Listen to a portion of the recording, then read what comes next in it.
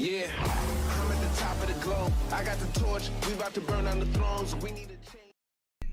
Bonsoir à tous et bienvenue sur Network Foot and Sport pour un nouveau numéro d'Inside Sport, le live. Donc on revient après l'émission de mardi, on avait parlé de F1. Mais aujourd'hui c'est différent, on parle de NBA, de F1 et de rugby. Et pour parler de ces sujets-là, je suis bien accompagné par des spécialistes. On commence par le préparateur mental Grégory Boulico qui est notre invité. Comment tu vas Grégory ? Eh ben, je vais très bien, merci beaucoup. Merci de m'avoir invité aujourd'hui dans votre émission.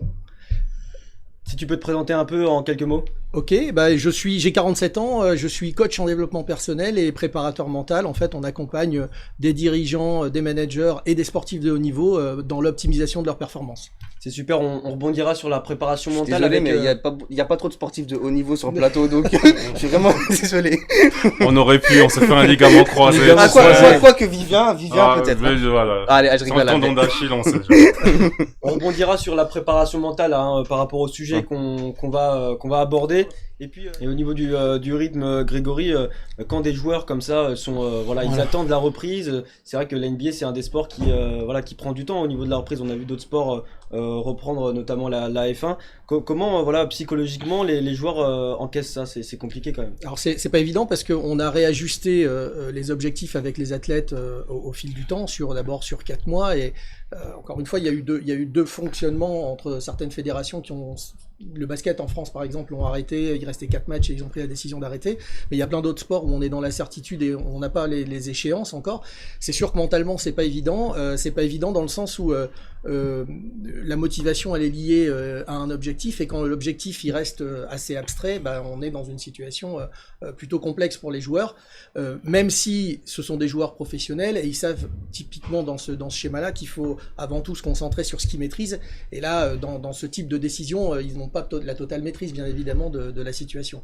Et là, pour rebondir par rapport à ce que dit Grégory, est-ce que vous pensez qu'il y en a qui vont avoir du mal à se remettre dedans, à vouloir retrouver entre guillemets ce niveau de performance parce que quand on parle de mental forcément c'est lié à toutes ces maladies. Est-ce que s'ils y vont à contre-cœur ça peut jouer dans la tête? Comment ils se préparent? Comment on fait pour essayer de les mettre dans de bonnes conditions? Oui, alors c'est la question de la crainte et effectivement de la peur. On est sur une des émotions. La gestion des émotions, c'est un des sujets centraux dans la prépa mentale. Oui, je pense qu'en amont, il faut essayer de déverrouiller un certain nombre d'émotions que je qualifierais de désagréables. Ça peut être l'anxiété, la peur ou le stress de manière générale. Ce qui est évident, c'est que cette situation, elle va être à mon avis compliqué pour une partie des joueurs. Je ne veux pas croire que le retour après confinement, tout le monde ne partira pas sur la même ligne de départ. On a eu pendant le confinement, on a eu l'opportunité d'accompagner un certain nombre d'athlètes et je pense que de déverrouiller un certain nombre d'inquiétudes qu'ils pouvaient avoir, notamment avec cette période de déconfinement. En fait, le quid de la reprise quand les championnats vont reprendre avec cette maladie qui est toujours présente. Après, n'oublions pas que nous sommes au mois de juillet. Ils vont devoir terminer la NBA là, ouais. Et le championnat doit reprendre. Je sais plus bien. En décembre, ils vont. Voilà, donc est-ce que c'est possible ça, Grégory? Vous en pensez quoi de ça? De l'enchaînement, de cet enchaînement, c'est assez intense en plus. C'est pas très évident. Oui, je pense qu'il faut prendre un sujet à la fois. Je pense qu'il y a vraiment le sujet de est-ce qu'on y va ou est-ce qu'on n'y va pas sur cette fameuse reprise.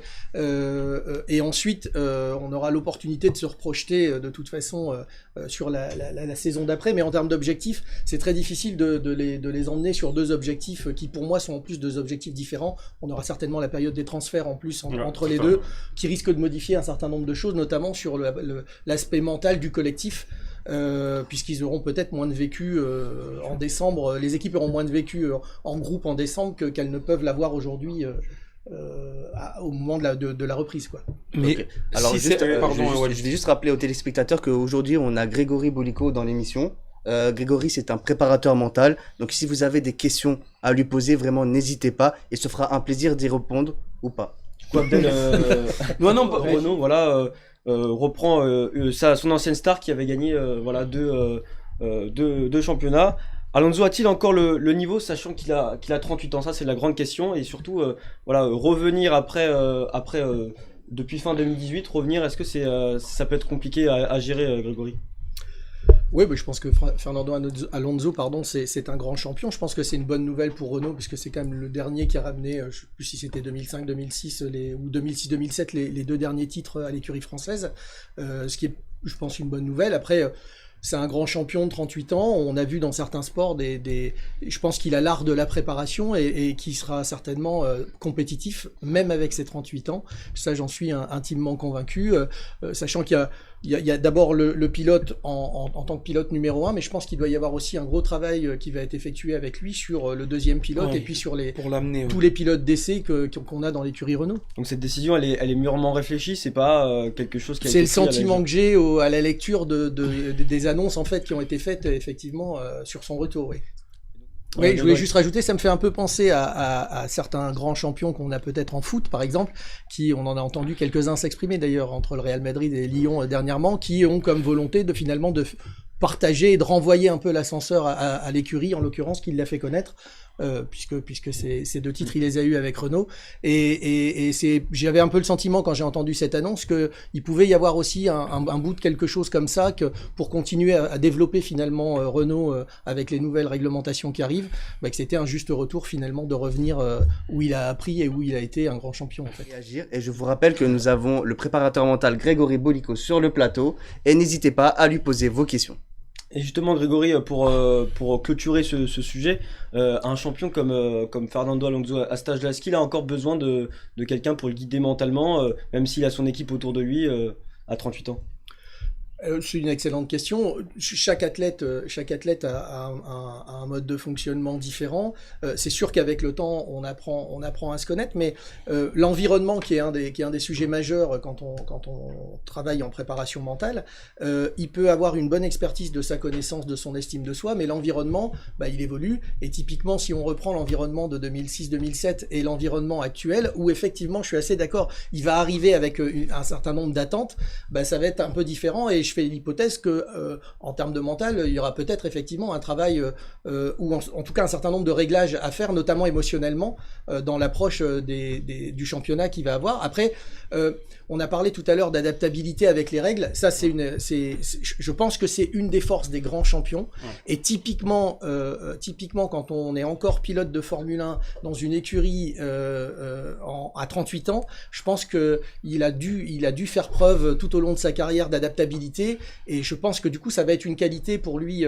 Ce sera évidemment pas simple, mais je suis pas sûr d'ailleurs qu'il y ait un seul baquet simple aujourd'hui en Formule 1 en fait. Alors Valentin, on a une réaction de Marie. Je vais vous la dire. Alonso a le niveau, il l'a prouvé partout où il est passé, et n'oubliez pas les belles performances qu'il a réalisées avec Toyota dernièrement.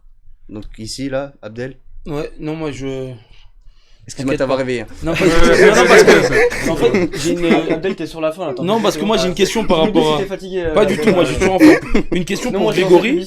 Parce qu'on a parlé de NBA qui est un sport collectif et de la F1 qui est un sport individuel. Est-ce qu'il y a une différence dans la préparation entre un sport collectif et un sport individuel?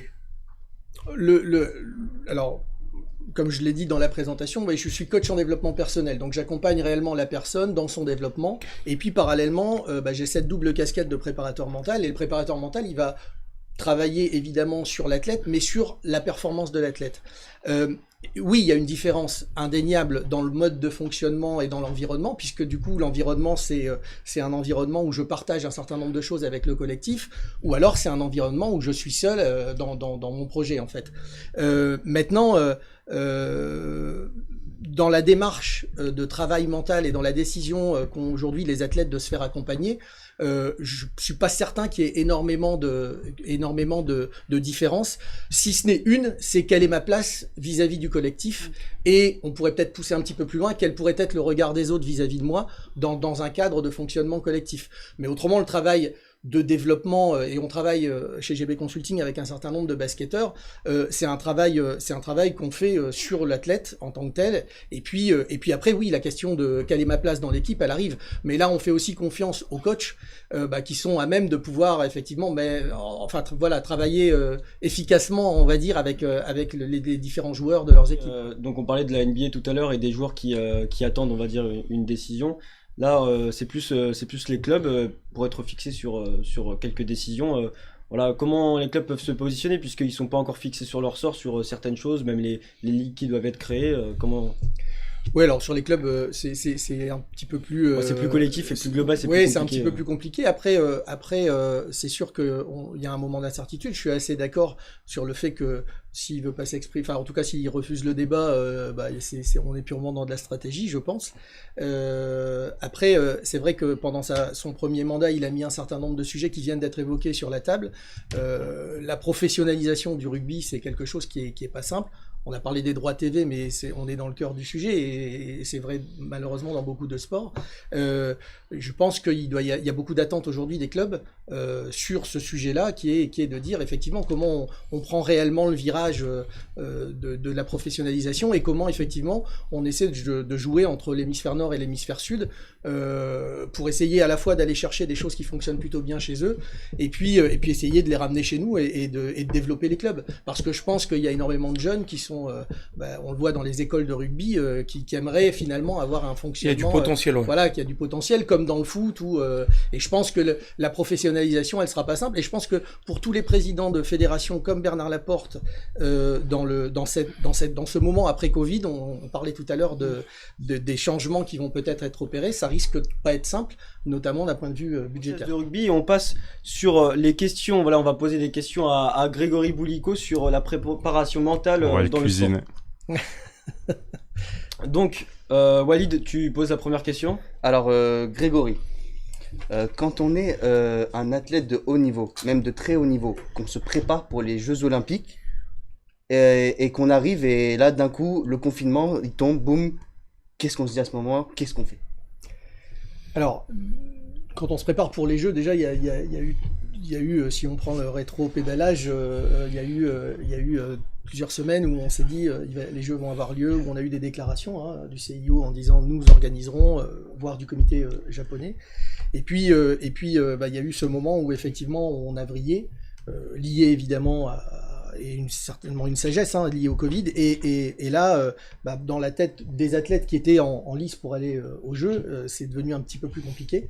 Un petit peu plus compliqué dans le sens où quand on se prépare pendant une Olympiade, c'est-à-dire 4 ans ou voire plus, pour un événement timé. Je disais tout à l'heure que la motivation qui est liée à l'objectif, là sur le coup, on a cette chance sur le sujet des Jeux Olympiques, que ce soit tous les 4 ans. Ça n'a pas été évident. Alors, on a eu plusieurs types de réactions dans différents sports d'ailleurs. On a eu, tout d'abord, ça a été du déni. En disant c'est pas possible, ils vont pas faire ça, etc. Comment les choses, comment on peut annuler des jeux, c'est jamais arrivé, hormis au Japon, c'est le côté un peu pas de bol. Et en tant que judoka, c'est un drame de dire que Tokyo 2020 n'a pas eu lieu. Et pour rappel, c'est reporté le 23 juillet 2021. C'est vrai. Et on croise les doigts pour que ce soit vraiment à cette date. Absolument. Donc voilà. Et puis après, on a accompagné les athlètes dans toute une démarche d'acceptation finalement de cette situation de changement, en essayant de donner du sens. Alors, les athlètes, ce sont des gens très intelligents, donc ils ont évidemment compris très vite que de toute façon la situation, elle était tellement dramatique que le sport passait effectivement évidemment derrière la santé de tout le monde. Ceci étant dit, il a fallu, si vous me permettez l'expression, gérer le service après-vente, on va dire, de cette annonce qui en termes de motivation, là sur le coup, peut être vraiment un blocage.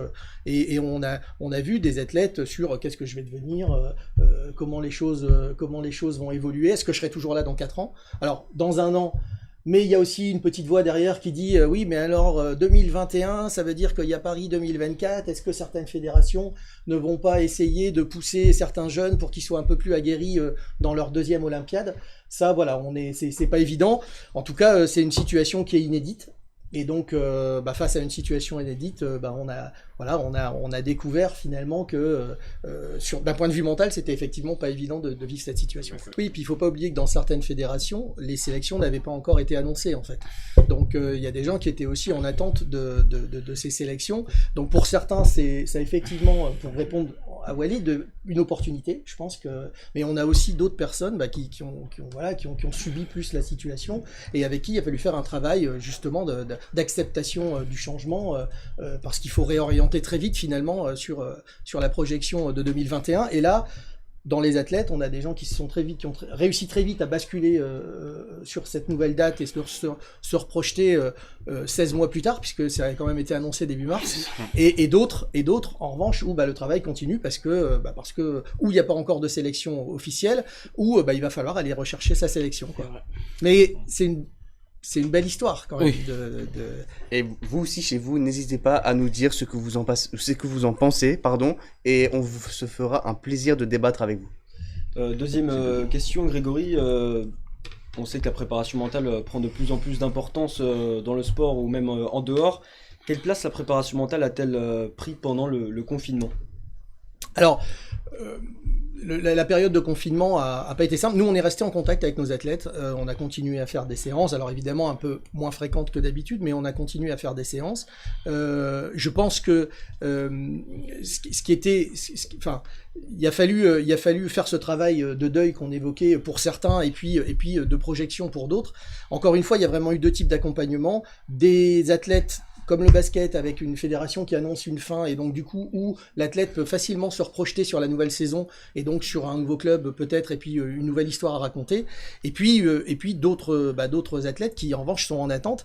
Donc là, il y a eu tout un travail sur j'ai envie de dire que les trois premières semaines étaient un peu fun pour tout le monde, recevoir les prépas en vidéo, voir les copains à l'ordi et faire un peu de préparation physique, etc.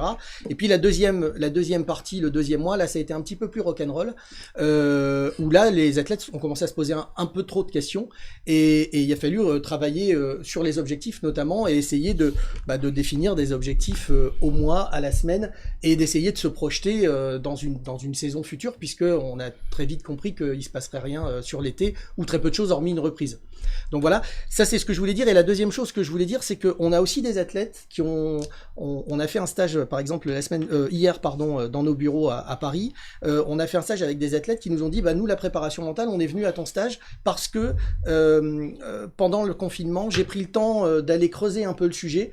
Et ce sont des sujets sur lesquels on n'a pas forcément l'habitude de travailler. Et je veux aller voir un petit peu plus loin en fait. Ce temps-là en fait a été consacré par les athlètes aussi à regarder, à développer un peu de curiosité sur certains sujets. Nous, on leur a pas mal parlé de yoga, je vais pas trouver le terme, différents sujets sur lesquels ils peuvent travailler pour se détendre, notamment de méditation, pardon. Ouais. Je cherchais le terme. Ça a été aussi l'opportunité d'ouvrir le champ des possibles sur un certain nombre de sujets qui n'ont pas l'habitude ou pas le temps de travailler quand ils sont dans une saison classique en fait. Et alors on a une question pour Grégory et la place de la nutrition à côté du mental. Oui, alors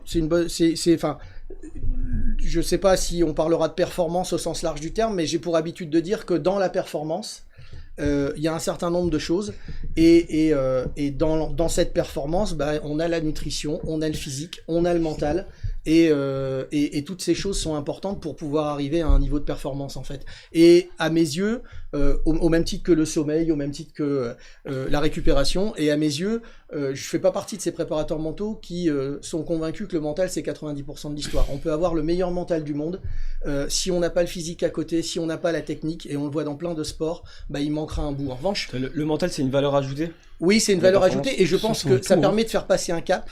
Et à partir d'un certain niveau, je pense que c'est risqué de ne pas aller explorer finalement. C'est une aide en fait pour l'athlète. Et vous l'estimez à combien de pourcents du coup ?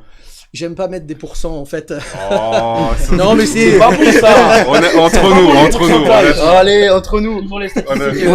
Vivien, à chaque fois que je parle de basketteur, les stats, c'est un mec des stats. Non, c'est pourcentage lancé franc. Oui, c'est le côté. J'ai l'impression de parler aux basketteurs. Oui, c'est exact. Non mais alors j'ai combien de tirs à 3 points Exact. Non mais vos athlètes doivent vous poser ce type de questions par exemple.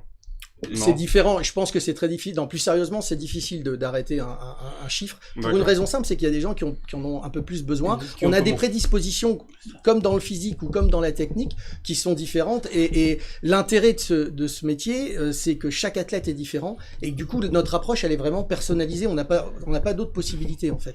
Donc, c'est pas, donc voilà, je veux pas répondre, mais à chaque fois que je parie avec mes fils, je perds. Donc, je veux pas mettre de pourcentage. Une question sur, Ouais, j'ai une question par rapport à ça. Est-ce qu'il y a des athlètes qui vous ont rejoint pendant le confinement? Peut-être qu'ils étaient dans le doute et qu'ils avaient besoin d'avoir un appui ou un support d'une personne qui travaille dans ce domaine-là? Oui, alors on a aussi fait un certain nombre de choses qu'on n'avait pas eu forcément le temps de faire. Notamment, on a un peu plus communiqué que d'habitude et on a fait faire des témoignages aux athlètes qu'on accompagne. Et ces différents témoignages, on les a montés sur notre chaîne YouTube. Ok. Et on a eu pas mal de vues, que ce soit sur Insta ou sur YouTube. Et je pense que on a appelé ça parole d'athlète. Ces paroles-là, en fait, finalement, ont déclenché un certain nombre de choses et on a été contacté effectivement par des sportifs dans des sports d'ailleurs sur lesquels on n'était pas forcément, voilà, on travaillait pas depuis 5 ans. Alors, on a encore une petite réaction d'un téléspectateur. Cobb disait 51% le tout et 49% le mental. Ouais, vraiment. Selon chacun, hein. c'est subjectif, là. C'est ça. Vraiment, je suis pas sur Dans les pourcentages, c'est cette pas trop, répartition. ouais. Non, je pense vraiment que ça fait partie, mais C'est un paramètre qui reste C'est important. c'est et un puis tout, après- ouais. ouais, je pense que ça fait. La performance, elle est composée vraiment de 7-8. Mais S'il y a s'il n'y pas- a pas le mental chez le sportif, S'il n'y a pas le grand-chose mental, derrière. on a vu des sportifs qui avaient pas le mental et qui réussissent jusqu'à un certain niveau, mais dès qu'on a du coup un peu de rivalité ou qu'on essaie de monter un cap, Faut passer là un je cap, pense ouais. qu'effectivement ça.